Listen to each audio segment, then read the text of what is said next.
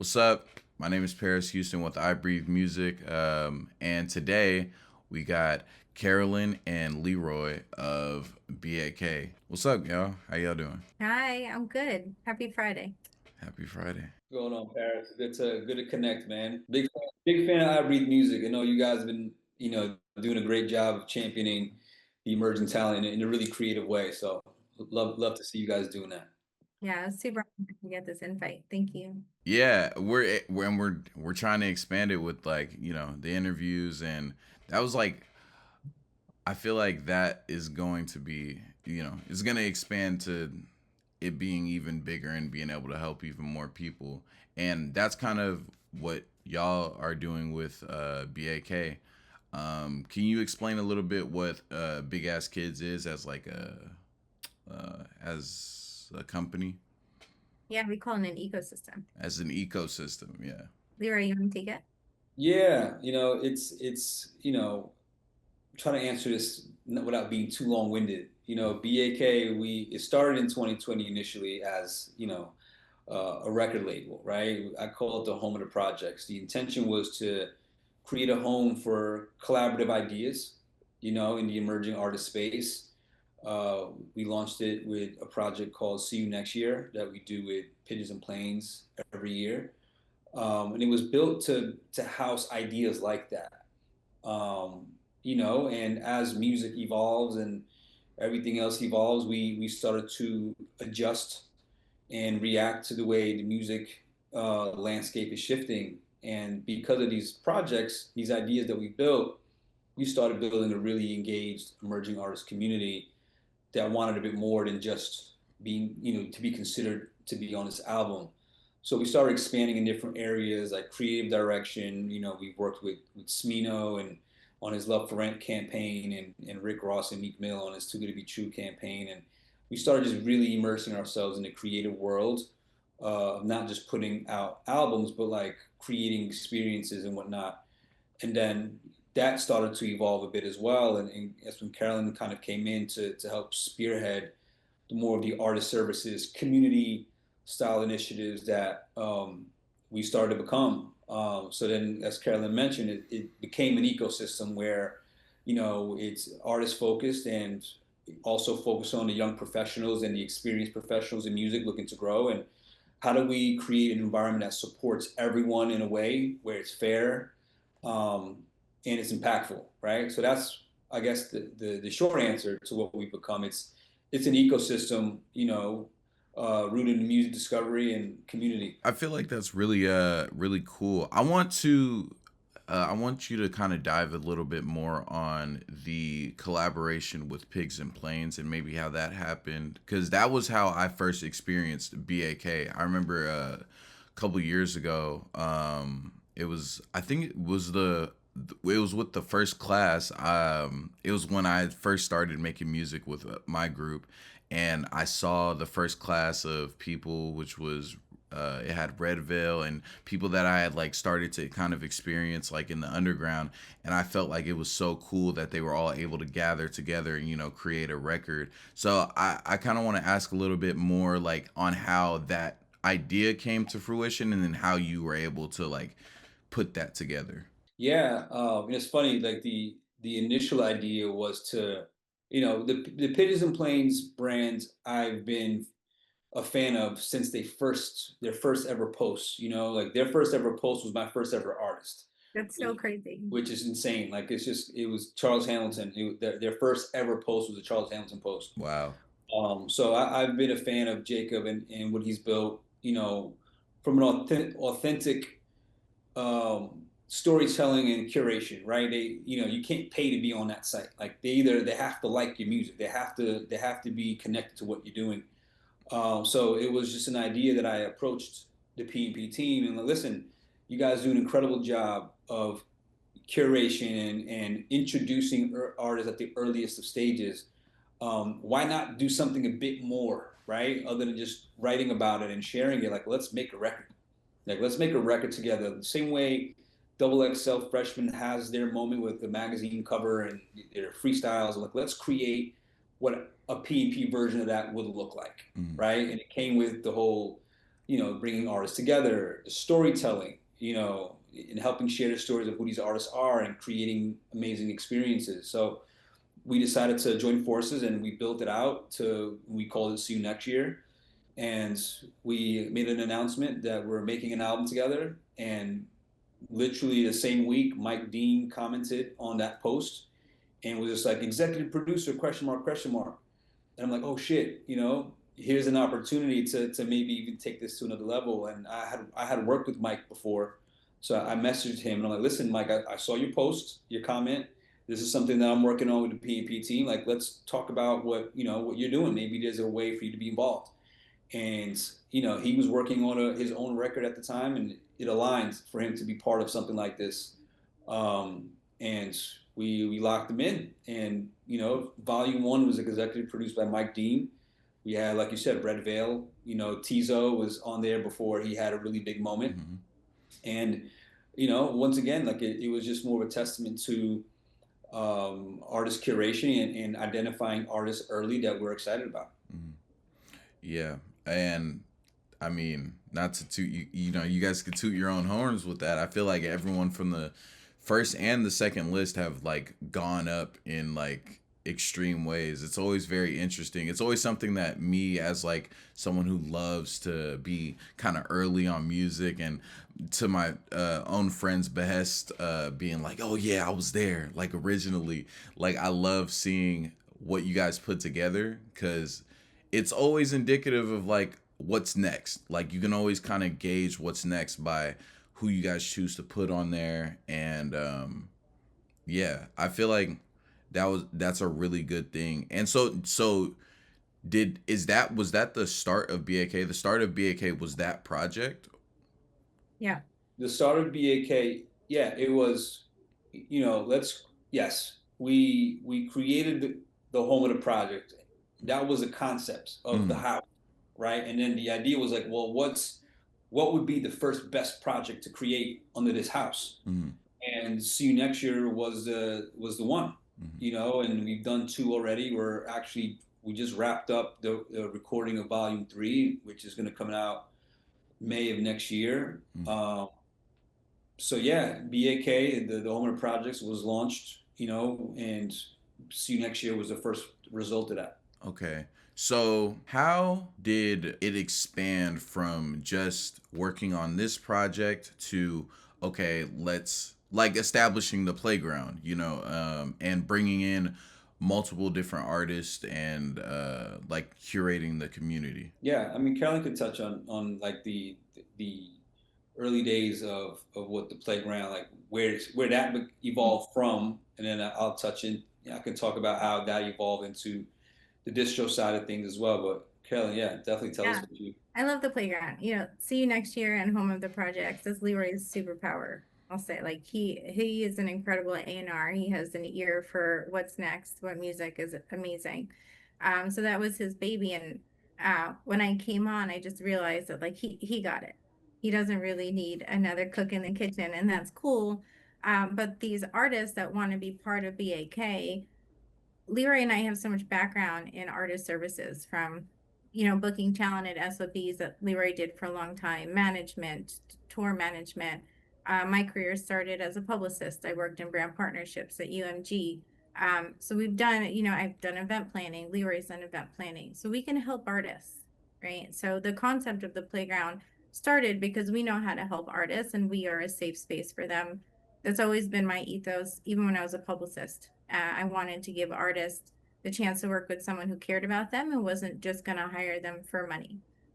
So when we realized we have access to all these artists that need development or need help, like how do we serve them? But it can't be Leroy and I, because we're only 2 people and we have a lot of things going on. So we came up with the playground, and we put out a form on LinkedIn that said, if you are taking on freelance work in music, please fill out the form. Lo and behold, the layoffs had just started happening. There's been about 150,000 people laid off from full-time jobs in music in the last about 2.5 to 3 years. So the timing wasn't intentional, but it lined up, and we got like over 600 applications in for people who needed work. So I'm like, okay, there's there's a demand for these people who are getting laid off to find artists to work with. How do I connect the dots? We have the artists, and now I have freelancers. So we launched Cat Cafe Agency, where artists would tell me what they need, or labels would come, be like, hey, find me someone to work with. I would go out to freelancers that I had pre-vetted, and I'd connect the dots. That became a struggle because I'm one person and so many people needed help. So it's a good problem to have. But fast forward to the creation of what is now the Playground platform. I spent some time just building out tech that you can now sign up. Anyone can become a member. It's not a platform for fans or just music lovers. It's really focused on people who want to build a career in music, whether that is someone who is going into entrepreneurship or has a freelance agency, or artists looking for the help that they need and can come into a very vetted, curated environment. So we built out the platform, and now anyone can sign up and go use search filters and connect with the people that they need and build their team from it. Lyra, you want to chat about the artist side? Yeah, I mean, artists, for the longest time, doing deals, whether it's with a major label or, other distributors, like it came with certain terms that maybe weren't as favorable to artists. And a lot of times artists would sign somewhere because they like the team, right? They just feel like they have the right A&R or the right marketing person, and they'll sign their deal there. But what I realize is, you're signing a deal to a logo. Like, you're not signing to the team. What I mean by that is a lot of these folks are, one week to the next, you might get a new team. And I've experienced that personally, where we signed a deal somewhere because of that reason. And I flew to LA to have a team meeting with the entire marketing staff, excited for the rollout. By the time I landed back in New York, that team was completely laid off.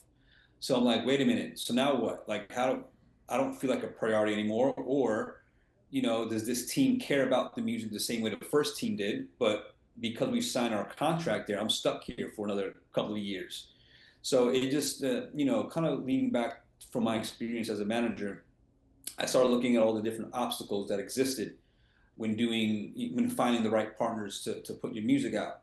And, looking at what we built with the playground, I'm like, what could be interesting is a distribution environment that builds in this community, builds in this human support system, where you're able to customize and curate your infrastructure based on a pool of the best professionals in music, right?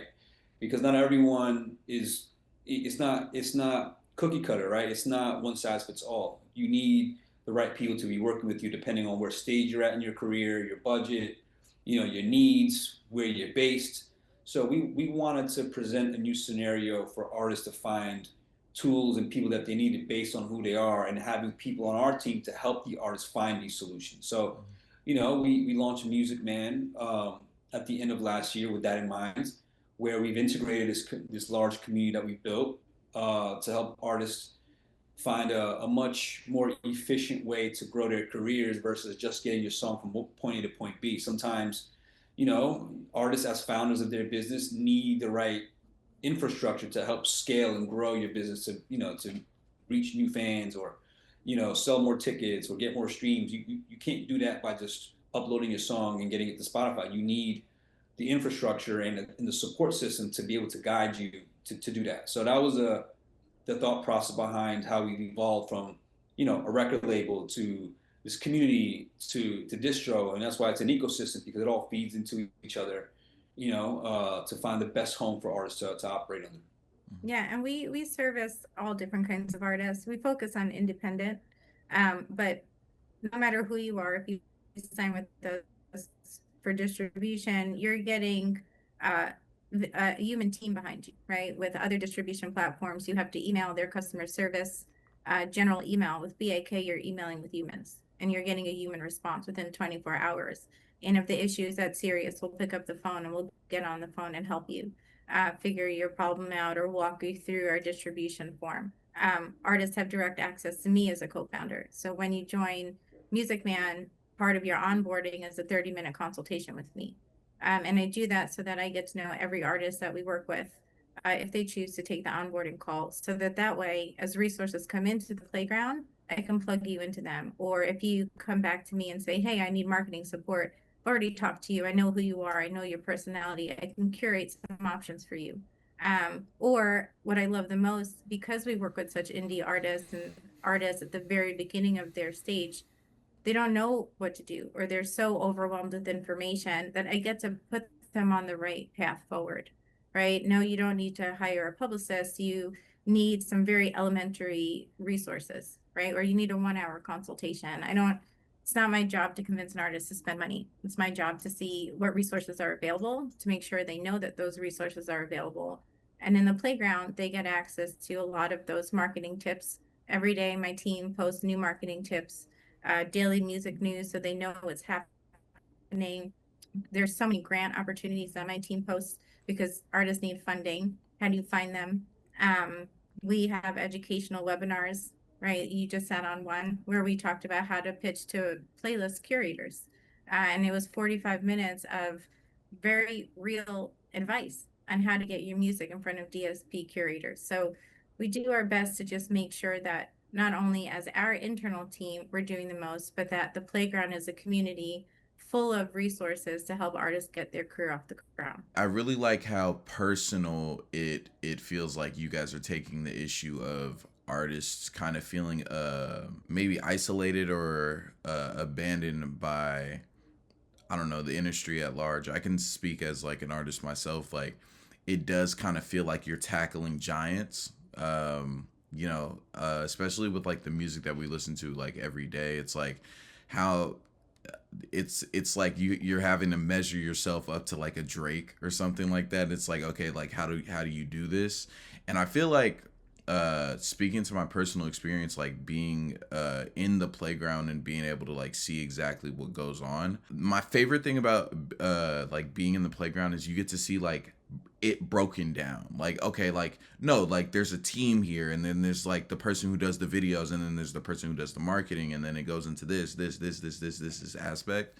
And so I'm curious on like what in you guys' background kind of made the wheels start turning to where it's like as many people need to be a part of this as possible, and then how do you expand that idea? I can only speak for my intention, right? And I'm sure Leroy will add on, but like I care a lot. I personally come from a place where I didn't get handouts or a lot of help, and I've been through enough things, and in our music industry, where I'm like, it's so hard to feel lonely. We have so many people who have mental health issues. We have people who can't afford food, healthcare, medical insurance. People get laid off and get thrown out. Moms in music. I sit on the board of Mamas in Music, right? If you're a parent, like, how do you maintain a career working at a major label? My nanny used to drop my kids off. They'd have to sit under my desk while I finished working. There's a lot of problems, and I don't think there's enough people who care to solve them. And what can I do in my own little bubble to be a really safe space for anyone who works in music? How can I provide these resources? Whether that is education on how to pitch to curators, or how to launch your freelance business and sustain money and a career after you get laid off and start, your own agency.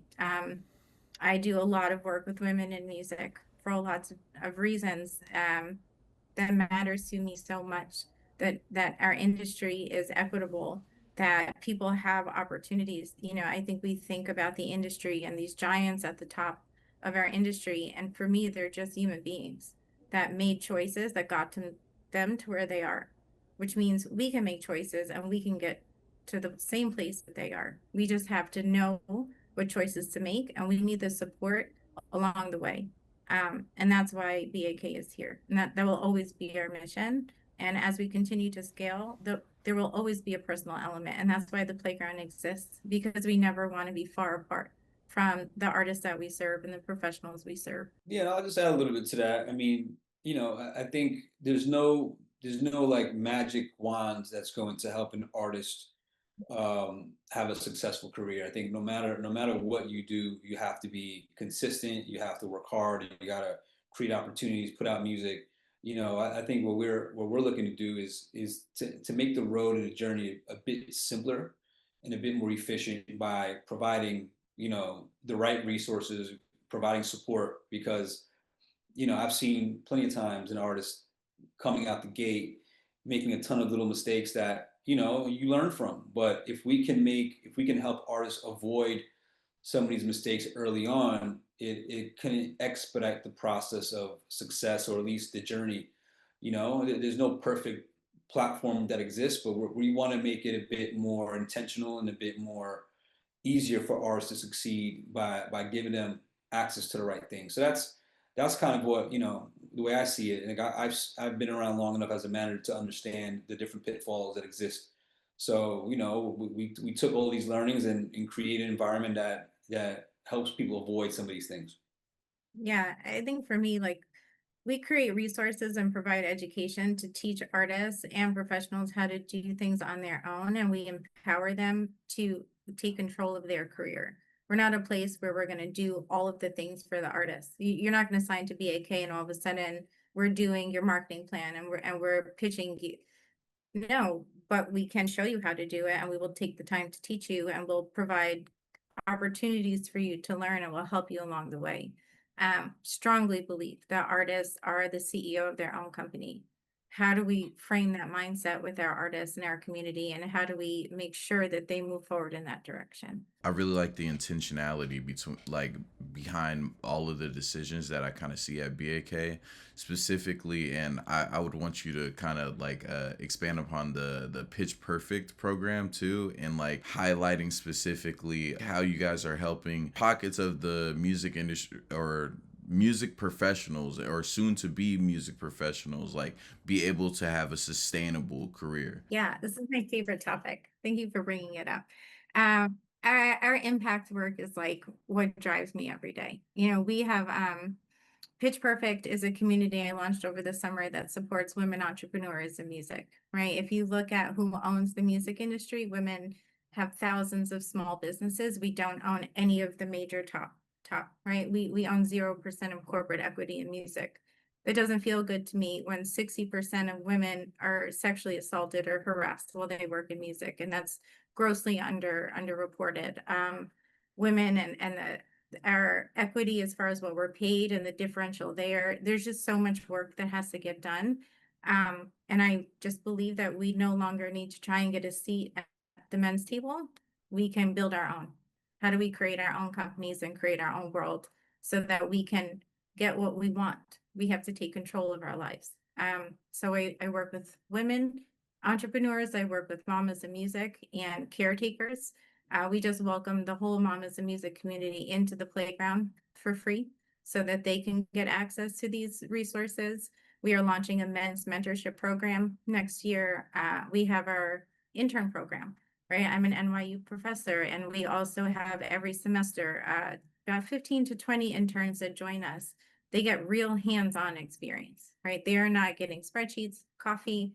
You are learning how to work in music, and there's educational opportunities every week. We mentor them all day, every day.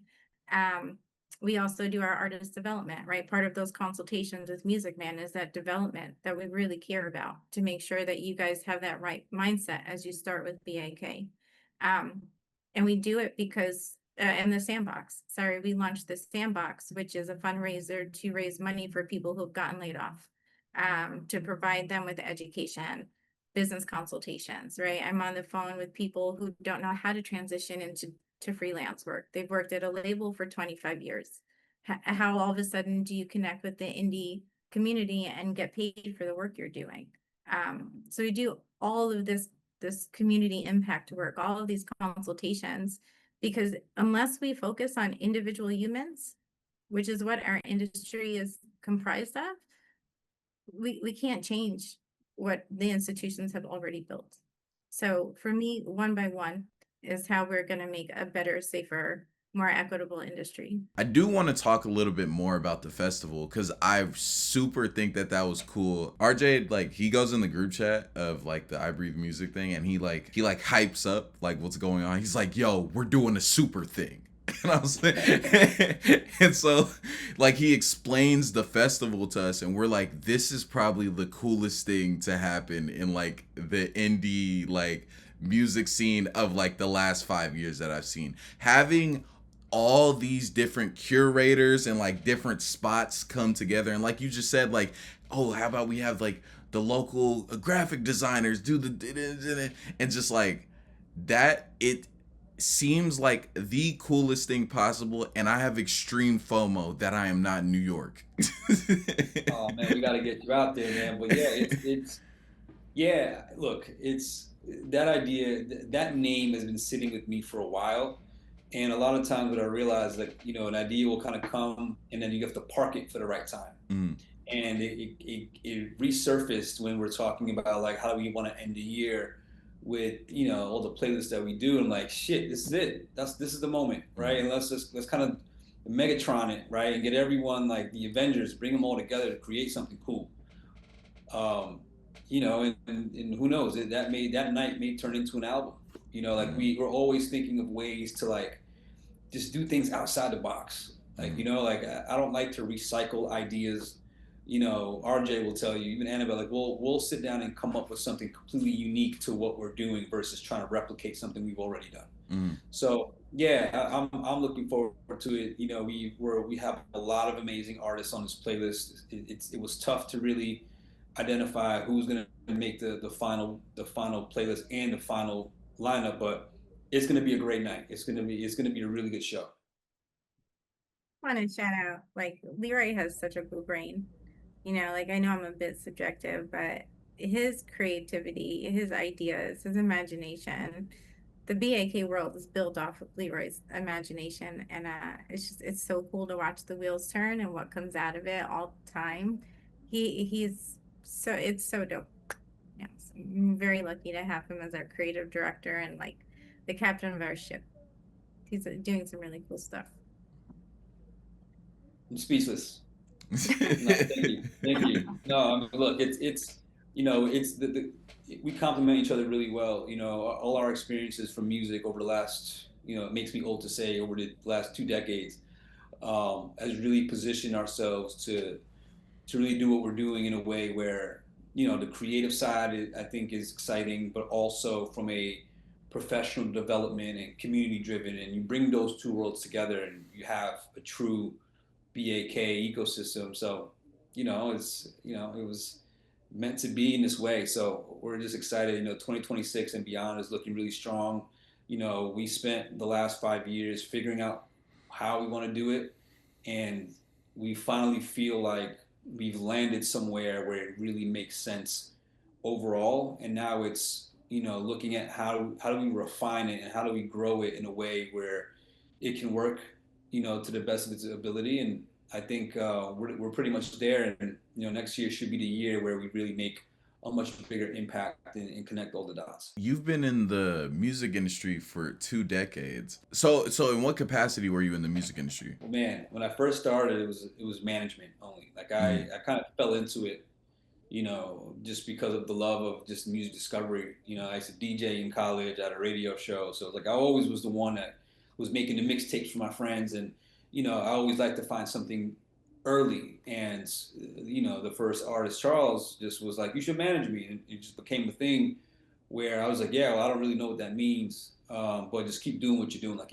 things were working out. Like it was like when the blog era first became a mm, thing, and we navigated the blog era really strategically, just because we had some really interesting ideas, and that helped really shape the landscape of how music was discovered, and we were early with that. And then once I realized like this was a job, it was like, all right, dropped out of school, it was like, this is what I'm going to do for the rest of my life. And that was kind of my entry point, was really identifying artists early on and helping them grow their careers from the very beginning. And then I went to SOBs and did a lot of really exciting shows. Brought Kendrick to New York, brought Doja Cat, we brought Travis Scott. Like you could Chance the Rapper, anyone you could think of who was having a moment probably came through us in the early 2010s. And that was kind of it. So it's just kind of taking the experiences of management, and even before that as an intern, interning at Good Music and being around that in ecosystem, it was just it shaped me into an executive to want to do exciting things, and management turned into label and turned into creating BAK. So I just want to shout out SOBs because that's where BAK also got its start. Leroy and I met at SOBs in 2010. Oh wow, what show? No, I went in for a meeting. Oh, okay. I went in for a meeting and with Larry and Koza, who was the publicist at the time. Mm. And then this kid walks up the stairs in like this big puffer jacket and this beanie hat. And I'm like, right? And then he was like, and then that was it. And then I used to go to shows and he'd buy me red sangria. And but then, we were still kids. So like fast forward, what, 10 years? 10 years Yeah, we about reconnected 10 years or so later. reconnected, and we're here now. And then BAK launched in 2021, and now I can't get rid of them. The reason why I asked specifically about like you being in the music industry for 2 decades is like ultimately I'm a student of the thing. And it's just interesting because the music industry you came into is so much different than the music industry that as it is now. How do you feel like being savvy and just being like, all right, like I gotta pivot? Like, how do you feel like that has like helped you reinvigorate your ideas? Because just from talking to you, and obviously like BAK is a really big thing, and how do you shape your mind to be able to weave in and out of like the blog era and then the SoundCloud era and then the huge burst of like streaming and then COVID and then like all these things? Like there's so many things that have affected the way that we even directly consume music, TikTok, and it's changed so much. And yet like I just think it's a testament to both of you guys that you're still here. You know what I mean? Because it's changed so much. It's not easy, man. It's like staying relevant in the music industry for this long is it's not easy. I mean, like, it's like with any industry, I think, but I think especially this one because of how the industry has evolved from, when I got in, Spotify didn't even exist yet. It's crazy. Like there was no streaming yet. It was still, you had to go out and get the CD, and I think it's a couple of answers. I think music taste needs to be, uncompromised, right? I tend to consider myself as someone who has good taste in music. And I'm not someone that you can pay X amount of dollars to work a project that I don't like. Like that's one of the things that I don't budge on. Like if I'm not a fan of if the music doesn't move me, you can't convince me to get involved. So that's step number one. And when I decide to work on something, I tend to commit to something that I can already see the vision for 10, 20 steps ahead. And then from there, I try to utilize all of those details to kind of create, ideas that are unique and intuitive, that are just different. I think with the blog era, we were probably the first, if not one of the first, to roll out a digital world tour with our mixtape series. And it was just like, let's just be creative and have fun. It's like, let's just think of things outside the box. There's so many ideas that I haven't even been able to launch. Like so many don't move from the cutting room floor. So it's just a matter of constantly thinking. There's always thinking about ideas, and even if 2% of them stick, they make an impact. And I've just been blessed enough to work on certain things at the right time, and these ideas just they land.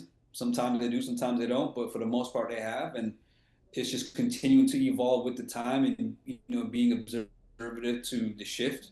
And how do you make an impact? How do you just take pride in doing something cool and different? Yeah, I think for me it's just like pivot quickly and be really resilient. You have to have like this crazy delusional mindset that you like what you're doing and you're on the right path, and just believe like you just have to have full belief in yourself and your abilities. And when you start losing, pivot really fast. Like do your research, learn, I am a continuous student of the game. I listen to podcasts every day. I watch YouTube. I listen to people's panel discussions. I learn about all different types of this industry, right? I talk to professionals, artists. I'm always on the phone with different companies.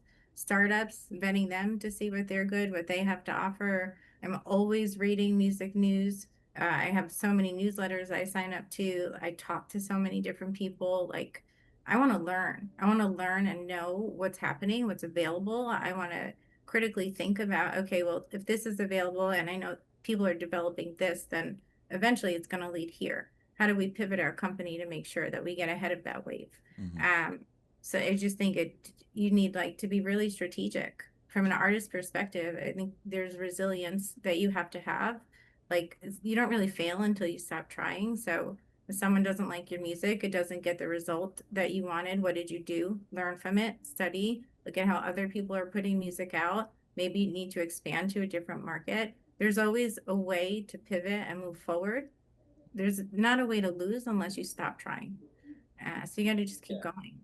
And I'll end it with just even bringing it back to the name, Big Ass Kids, right? I mean, it's you know, in order to be being in the music industry for this long, right? You have to kind of have this mentality, like you have to enjoy what you do. You have to have this kind of childlike enthusiasm for doing what you do from like, from an imagination standpoint, even from just like getting up and going to work standpoint, right? Like you have to treat this like we're doing music for a living, like we're in music, like it should be exciting, right? And you know, I was talking to an old colleague, and I'm like, man, we used to run around like some big ass kids.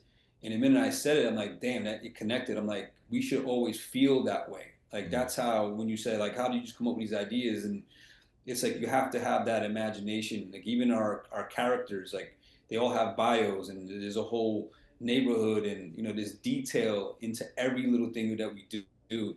And by being that focused on detail, ideas pop up left and right. Even if someone tries to tell you it's a bad idea, like how many people told me the big ass kids as a name of a company was terrible. I'm like, maybe it is, but eventually it'll be a thing that like stands out, and that's kind of like what we want to be. Is we want to do things that stand out. Thank you for taking the time to do this interview. I have immense respect for y'all. Personally, I feel like the last stretch of you guys talking hit me the most directly as an artist. I'm excited to see. Number one, I'm excited for that show on in December. And I'm super excited to see what else, 2026, 2027, 2028, 2029, and forward has for Big Ass Kids as as a community, as a collective. Thank you, Parrot, and we appreciate you being in the community as well. And one of the things is we always want to make sure we're serving the team. And look, it's not always going to be perfect. There's every time there's things that can be better, and we're hearing what our community is saying, and we're open to feedback, and we want to again keep iterating our service and our brand as something that pays attention to the needs of the community. So that's one thing I'll just kind of end it with, is just like we're always looking to grow, and the next few years are going to be exciting. We have some big plans on both the project side and the professional side, and working with the artists. So we're looking forward to it as well. Yeah, same. I'm excited to see where, how we can impact people, impact artists, and just create a better music industry.